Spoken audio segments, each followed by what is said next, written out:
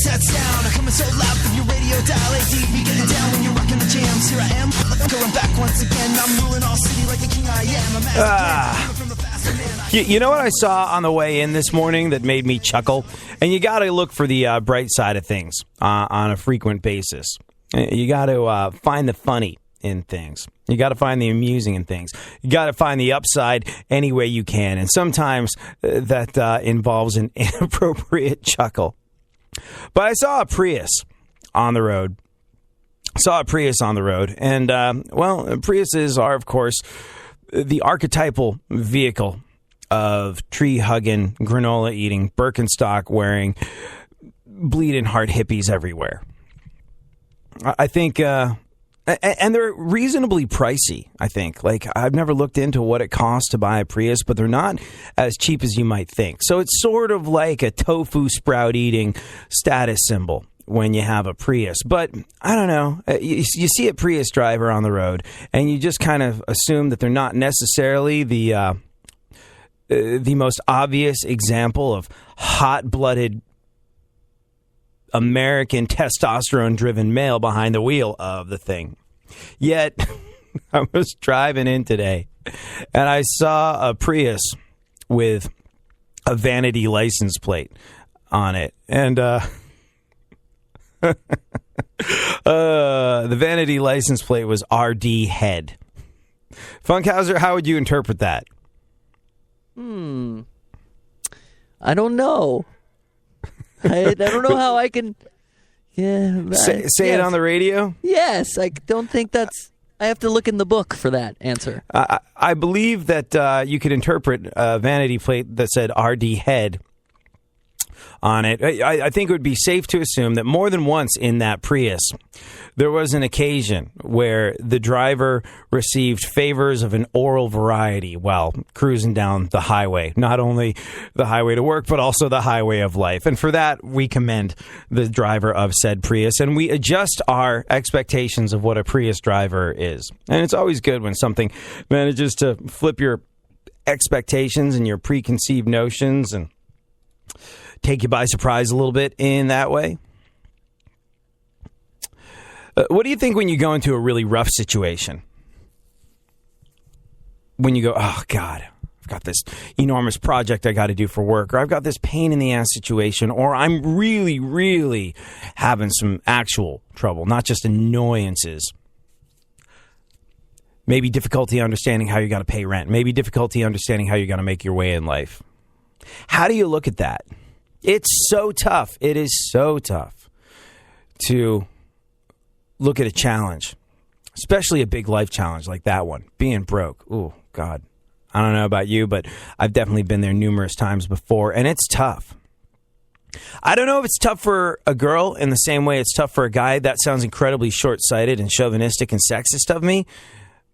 But if you are a man of any salt, then there's a very good chance that you feel as though part of your place in the world, part of where you get your worth from, part of where you get a sense of being a man is from being able to cope, being able to handle, being able to provide, especially if you've got people you care about in your life, especially if you feel like you've assumed the role of a protector. Maybe you have kids, maybe you have a significant other, maybe you're just looking down the road going, how am I ever going to look after my kids and my significant other that I don't even have in my life yet if I don't even have the capability of looking after myself right now? These difficulties, these challenges, not only do they seem insurmountable at the time, not only can they send you into huge amounts of despair, but it's really rough to see the upside of them. But I'd like to remind you and myself, because, you know, you need to remind yourself on a regular basis of these things. You need to remind yourself of the importance of it. I talk about it on the radio as much for me as for anyone else. But you got to remind yourself that every obstacle in your life, every little version of life's meltdowns, there's one or two outcomes of that, or one of two outcomes, rather. That's either going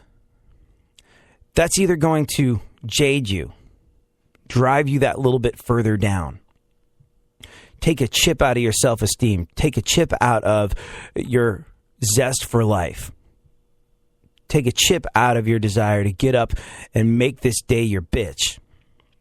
It's either going to take away from you. A test in life is either going to take away from you or it's going to make you better in some way. And bear that in mind. Every test, every insurmountable problem, every obstacle in the road of life is going to do one of two things to you.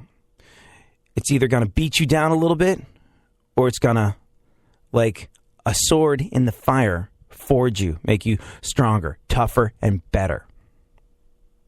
Everything that comes your way is either going to make you or break you. It's absolutely true. It can be very hard to look for the upside when you're in the throes of it all.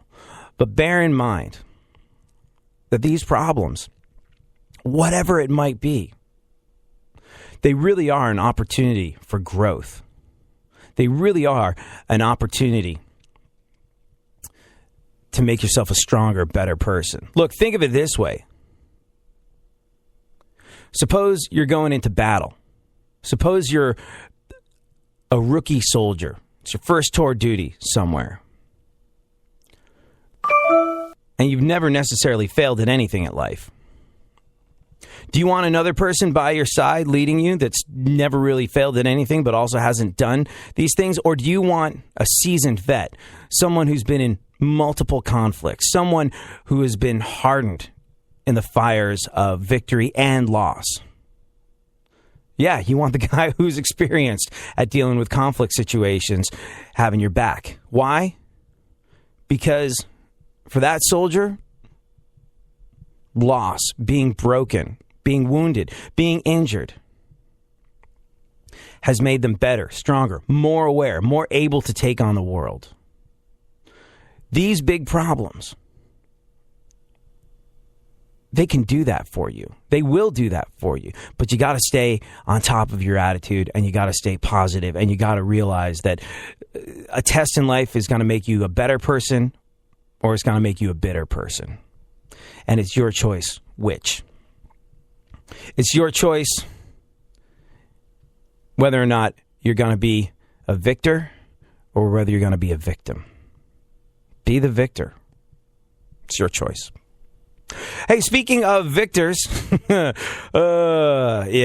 You know how the idea that the traditional news media and traditional television media and traditional pretty much everything, sports media, sporting events are on their way out, that we're entering a new time in our history?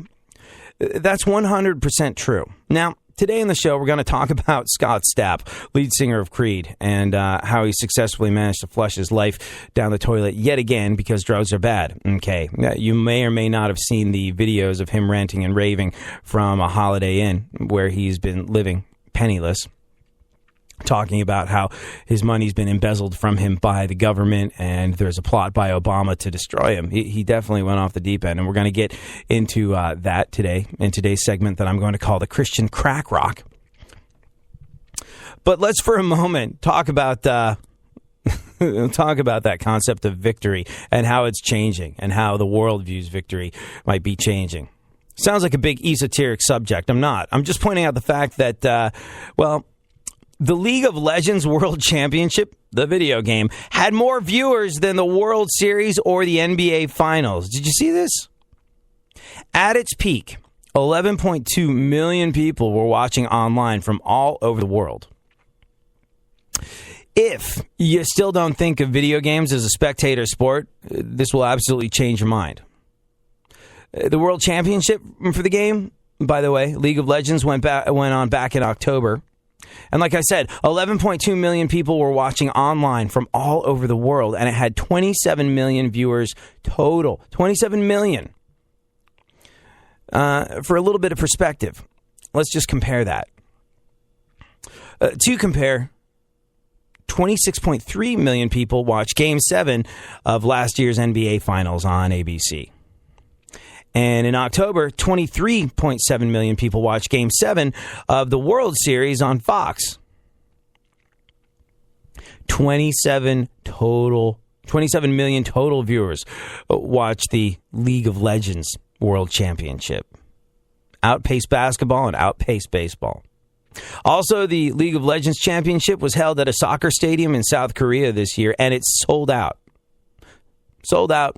Huge demand for tickets. People lining up around the block. People turning away disappointed. But 40,000 people showed up, bought tickets to go watch it live. League of Legends.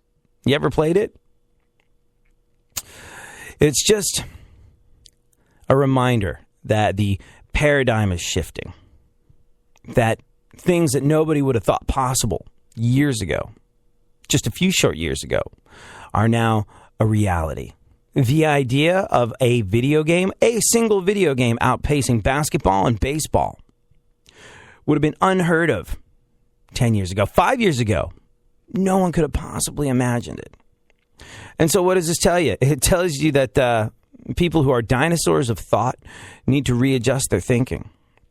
But it also tells you that we live in a world of possibility where things that you never imagined could be true are on a regular basis, both good and bad.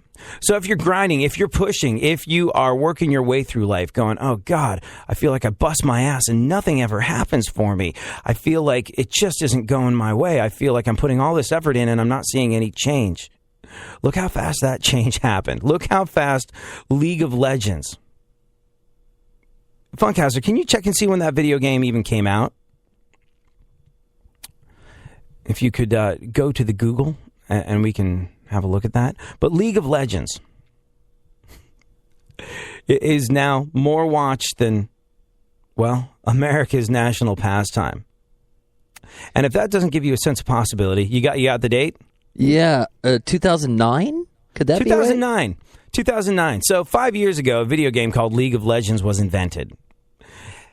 How long have baseball and basketball been around? I don't know, a long time. Probably since like the 1800s, let's say. They've been baseball and basketball have been played in an organized way as a spectator sport since the 1800s.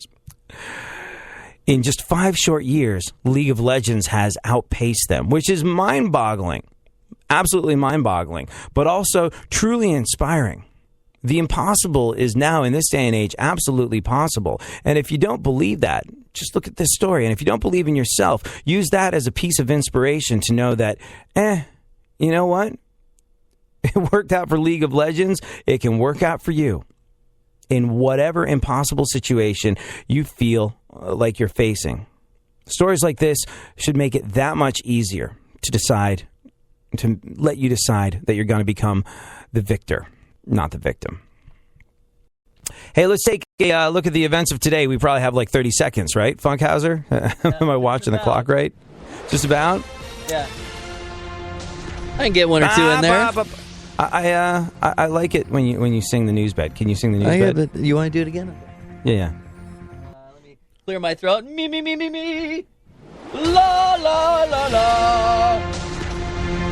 Or should I say, ho, ho, ho, ho, Merry Christmas, Happy Holidays? Have you started hearing Christmas music on the radio? Everywhere. Everywhere you go. How do you feel about that? I'm a big sap when it comes to holidays and stuff. I like the whole theatrics of it. Really? But I'm not putting up Christmas lights this year. No? What, you're boycotting? I'm boycotting. I don't want to get electrocuted. Were you electrocuted last year? No, but there was a story on TV last night about somebody getting electrocuted from messing with their lights around yesterday while it was pouring rain. And it, just that kind of stuff sours me from the holidays. But all in all, the music is good. Ask me on the 23rd, and I'll probably hate it.